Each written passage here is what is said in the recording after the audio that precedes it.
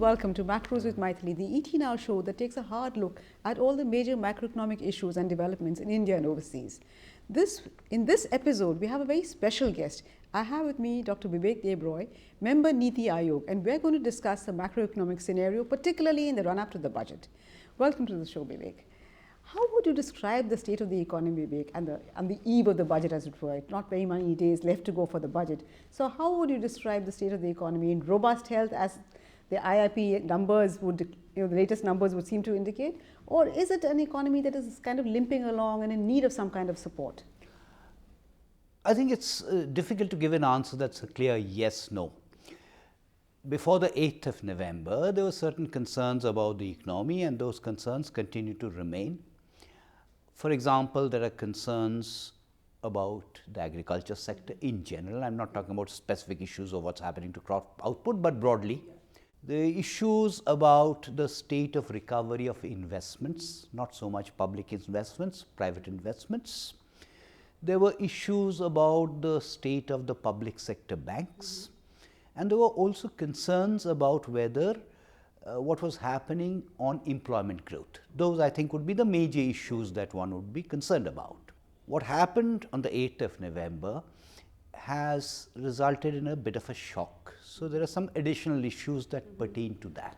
And are these shocks all negative shocks, at least in the short term? No. In the short term, there is obviously a negative shock. But I should also say that many people who are remarking about what is going to happen to GDP are probably reacting prematurely. The reason I'm saying that is that GDP, as you and I know, but not necessarily everyone does, is a very, very technical term. Just because economic activity has suffered does not necessarily mean that immediately GDP has got affected by A% or B%. So there is an issue of that. And looking forward, what one expects in the new financial year, I would also quickly want to flag a certain amount of institutional change that is going to happen in this particular budget. Firstly, the abolition of the planned non-planned distinction. Secondly, the end of the railway budget as we have known it. And thirdly, the beginnings of changing even the fiscal year, with the budget having been pulled forward this year. But in addition, the Shankaracharya panel having recommended that one switches to the calendar year system. Now, all of these are major institutional changes. Sure. But would these impact the GDP growth? These would not really impact the level of economic activity. So the single event… The institutional changes. True, but the single event that affects the GDP, at least on this fiscal year and the next fiscal year, would necessarily be demonetization, because the other factors you mentioned have been a constant with the Indian economy for the past 2-3 years. Slowdown in investments, slowdown in agriculture. Of course, this year agriculture is expected to do quite well because of the good monsoons. But demonetization definitely was a disruption in the economic activity, which is going to have a negative impact. Definitely, we can't quantify the exact amount on the GDP both this year and possibly in the first 1 or 2 quarters of the next fiscal. Now you are actually provoking me. Yeah, of course. The whole idea is to provoke you. GDP is the value of goods and services, and now we are not even talking about GDP, we are talking about the gross value added.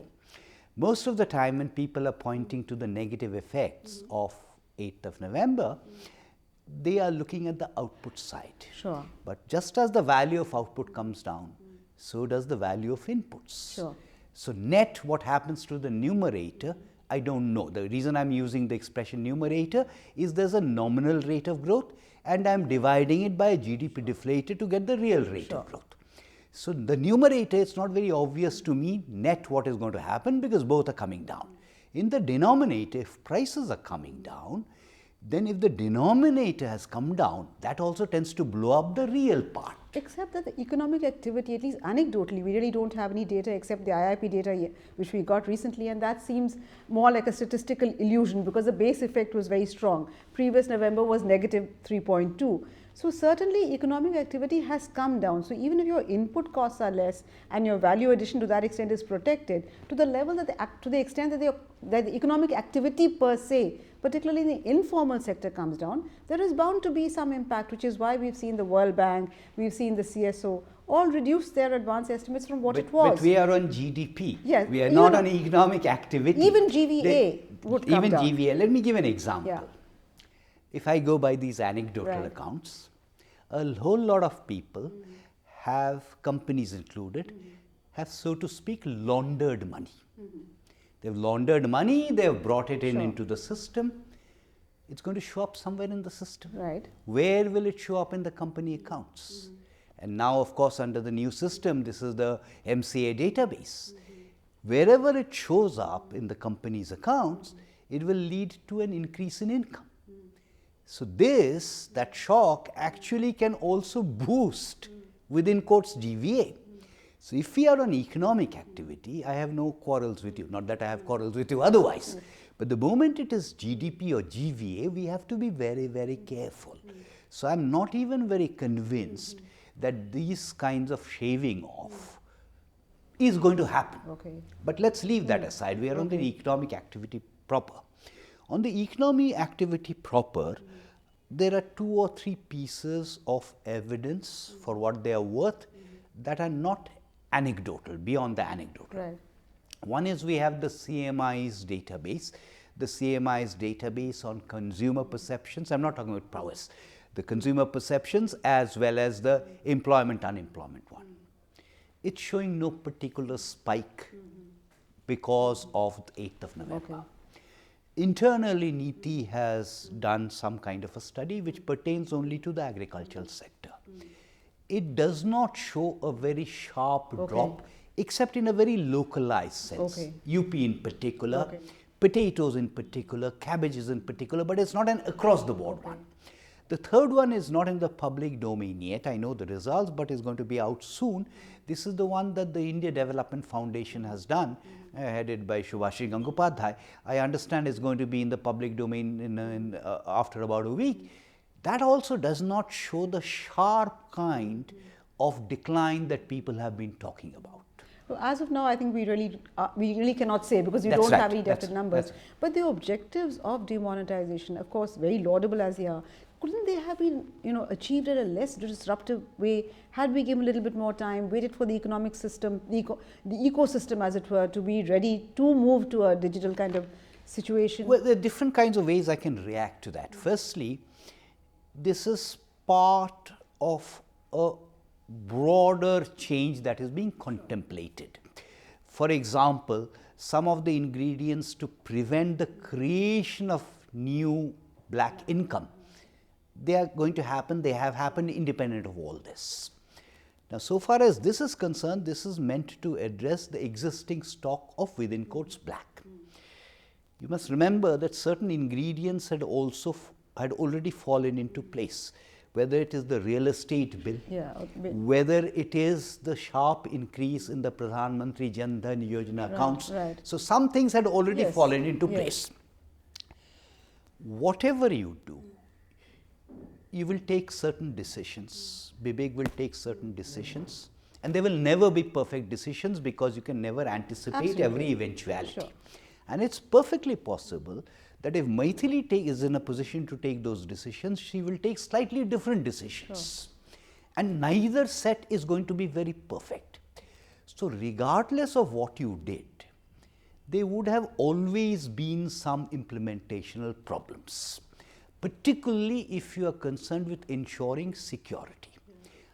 I think the only moot issue, and on that there are different positions to be taken, is when you realize you have not anticipated everything, eventuality, and citizen feedback or someone else's feedback comes in, do you change? Now, if you don't change, then you are at one level being unrealistic. Right. But if you change too much, then you are also criticized of being not having thought things through. Not having thought things through. So I'm not very sure how one would react to that. I think the only one that I personally think was not completely anticipated is the amount of misuse that would be done using the exchange option. Everyone had probably anticipated that there would be some misuse of that, but the extent of that misuse had probably not been anticipated. And what had probably also not been anticipated, at least the scale of it, is the distribution of the notes from the banks to the ATMs, not so much the banks, but from the banks to the ATMs, because the banks to the ATMs is outsourced. It's not, generally it's not a bank activity. And also the size of the new notes made a problem, created a problem, I think. Well, the size... To recalibrate the ATMs, if that was not required, maybe one could have done it much faster. Well, they would have had to be recalibrated in any case, because it's not a question of what happens in the US. It's a question of what is the hardware and the software in India today. And today the hardware and the software combined, I'm not very sure whether it belongs in the hardware domain or the software domain, is such that the denomination of a note is determined on the basis of size and weight. That is true. It might graduate to a different level of technology, but today it's on the basis of size and weight. And therefore, if a 2000 rupee note is exactly of the same size as a 1000 rupee note, then the ATM would identify it as a 1000 rupee note.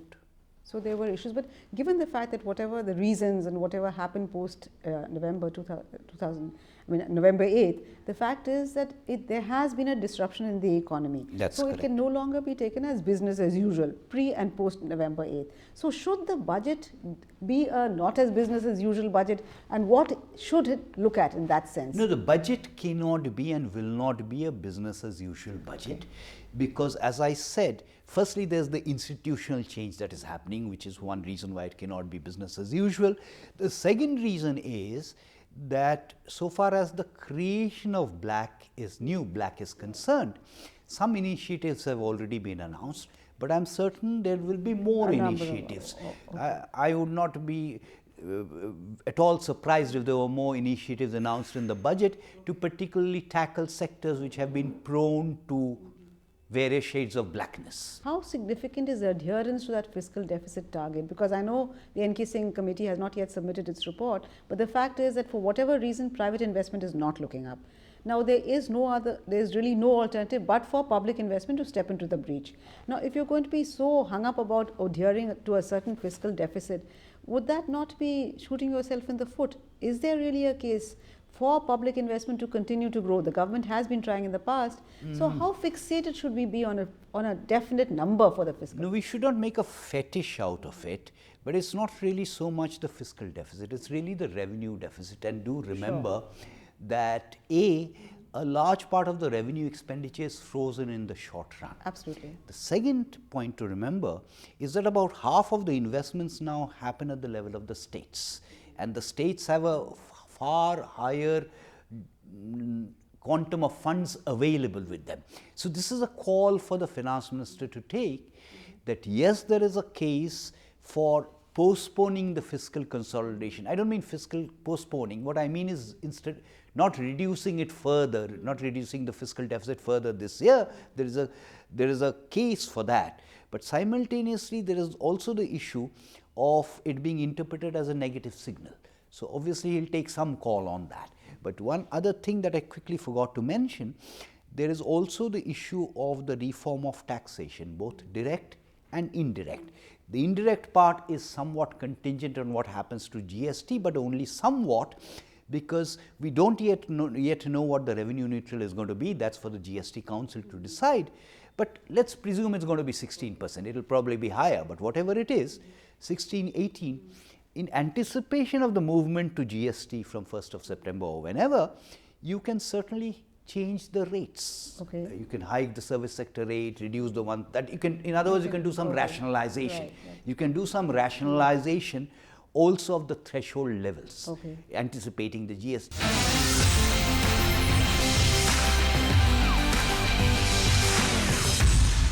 If you're talking about trying to do something about your revenue deficit and your expenditure is more or less frozen in the short term, definitely, and because of the 7th pay commission, in fact, is going to increase, then the only way of crunching your revenue deficit is by increasing your revenue receipts, Correct. which means more tax from somewhere. Correct. If you are also going to give concessions on the direct tax front, and as it is, we've seen the very regressive kind of thing where indirect tax ratio is increasing and direct taxes are coming down. So what can you do? Would there be a case, as the Prime Minister said, of rethinking the contribution from market players? Because I frankly I'm entirely on the Thomas Piketty side, that yes, it's high time we started taxing all income regardless of whether it comes from capital or from labor on the same basis, as it were.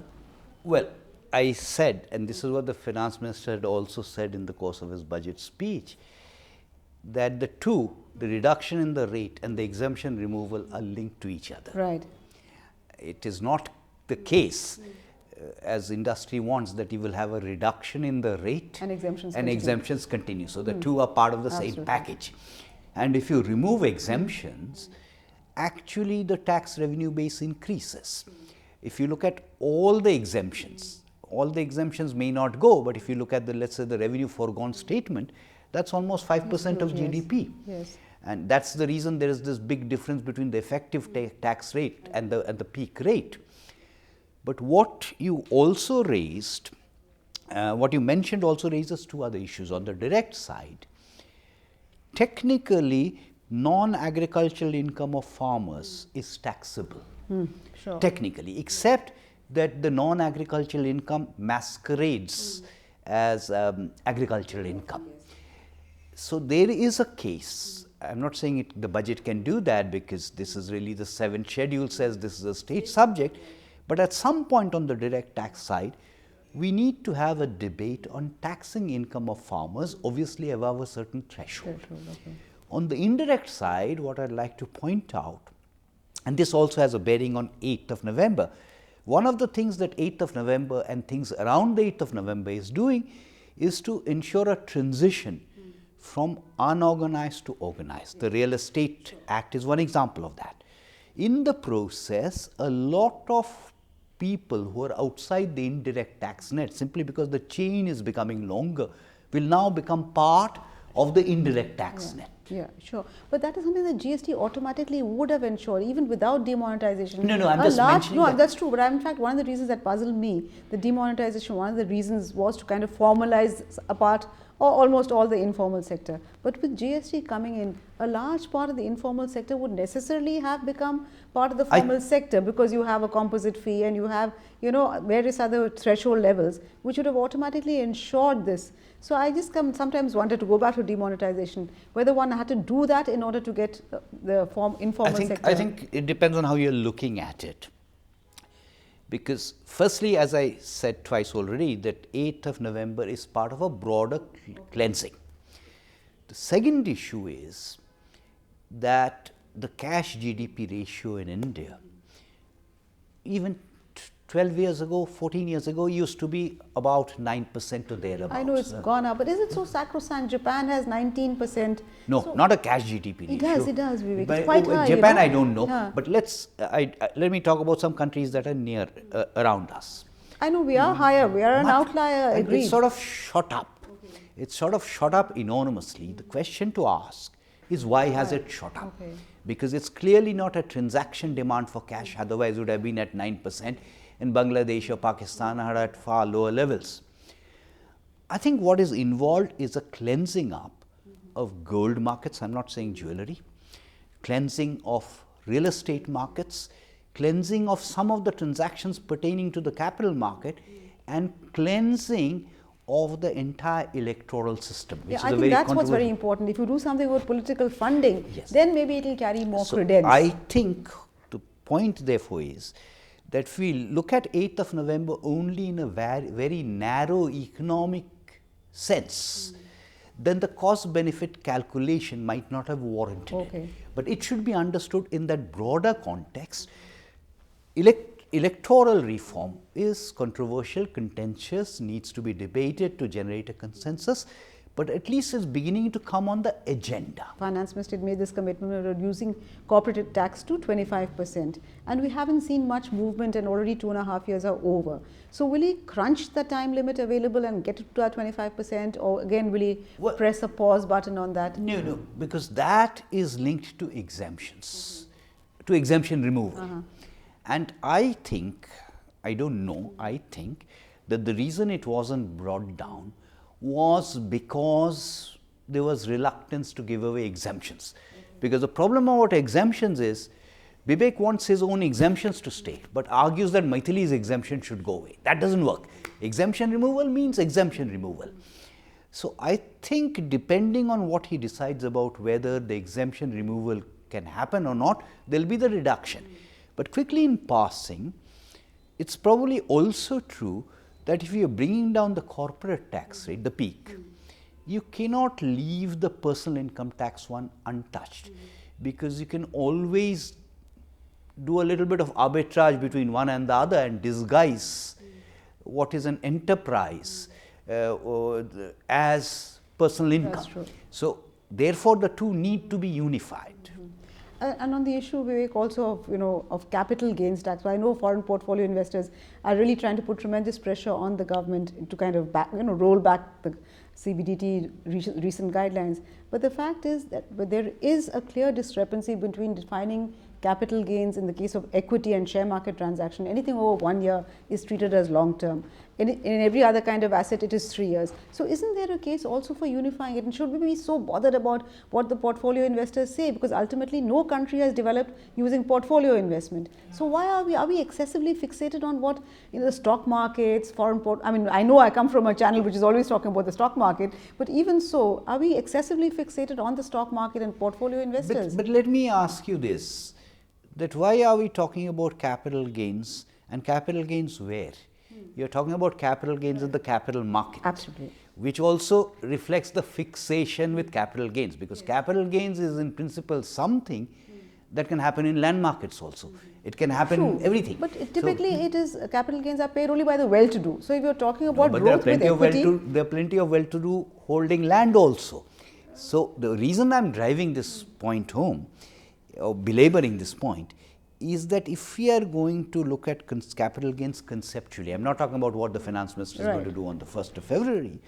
If you're going to look at capital gains conceptually, we should cease to think in terms of the silos and look at capital gains as a concept regardless of whether it is in the capital market, whether it is in the land market, or where it is. Yeah. In fact, the entire idea of capital gains, gains from capital, gains from labor, I think the distinction should be done away with. That's correct. And the exemptions also, many of the exemptions today are in favor of capital. If we have exemptions in favor of capital, over and above whatever views one might have on labor laws, I bias choice towards excessive use of capital in a capital scarce country.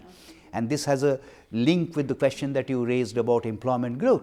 So it is also time to unify all of these and break down these lenses with which we tend to look at issues. So can we hope to see, I hope at least you're going to put in your voice on that and say that it's time we moved away from all these numerous regulations, restrictions, different definitions and different laws, to move to a simple, transparent tax system. Can we have the direct tax code? Can we see any kind of progress on that? I would put it like this, that clearly it's in the agenda. Okay. Will we see the beginnings of that on the 1st of February, or will we have to wait a little bit? I don't really know, because with the present system, just as the present system needs change to make it transparent, there are also vested interests outside the government who want the present system to continue. We also spoke about the budget. You're trying to apply some balm on the parts of the economy that are hurt, etc., which is what part of the Prime Minister's speech on 31st December also was. But what he has actually done is that from a government which is supposedly right of center, we've gone back to putting the entire burden back on banks. So you tell banks interest subvention, give senior citizens 8%, whereas the entire idea of financial sector reform really was to allow banks to function as commercial entities. If the government feels that a farmer cannot pay, say, 10% interest, then let the banks, ideally, what would you do? You would say, okay, if the farmer has to pay 10% as per market clearing rate, let him pay 10%, and if the government feels that he is very poor, he cannot afford to pay more than 5%, that difference of 5 should be directly paid by government into his account. That would be a far less distortionary system, whereas what the present government has done is gone back to using the banking system as an instrument for social good, which is not what banks are supposed to be used for. Okay, so let me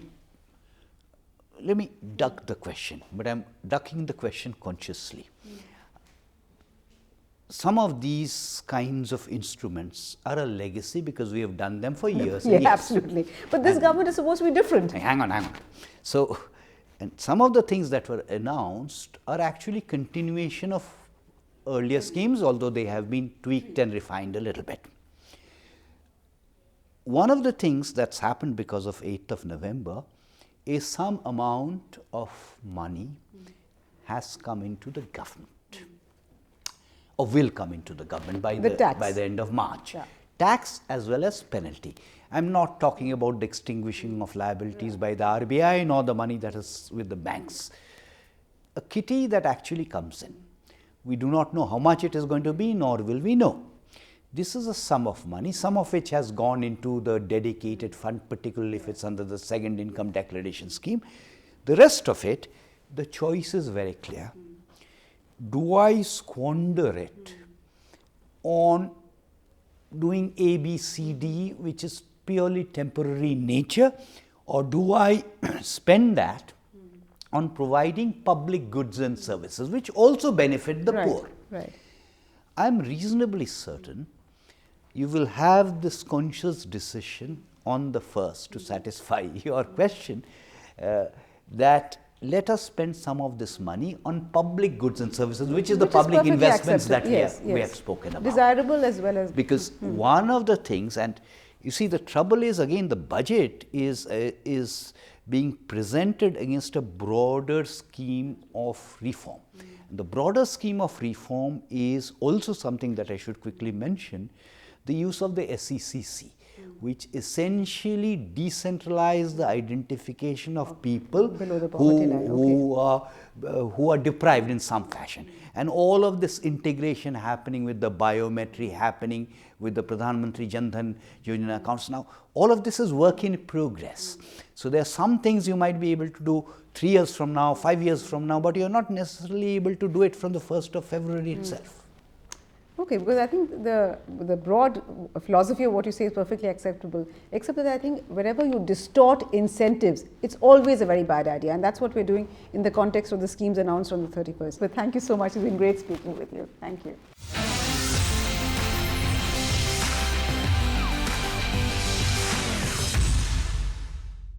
Find us on Facebook at facebook.com/etnow and don't forget to click the like button. You can also follow us on Twitter at etnowlive. To stay updated with all our programming, hit the subscribe button on our YouTube channel by logging on to youtube.com/user/etnow.